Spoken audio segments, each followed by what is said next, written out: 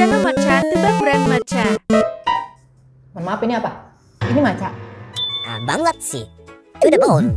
99,9. Satunya punya Tuhan. Nah, kita judge by the look dulu ya. Paling bagus sih sebenarnya ini.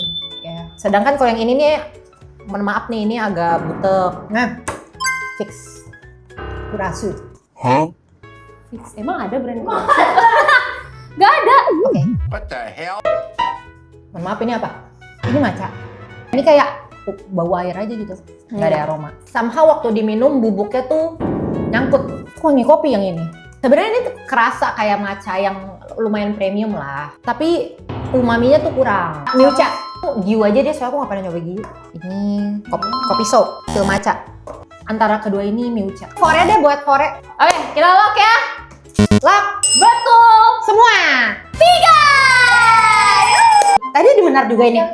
Wow. Pasti kalian sampai ketiga kayak, oh beneran ya.